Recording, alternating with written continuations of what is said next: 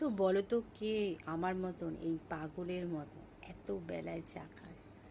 একদম ঘড়ির কাঁটা কটা বাজে দেখো, ঘড়ির কাঁটা একটা দেশ হয়ে গেছে।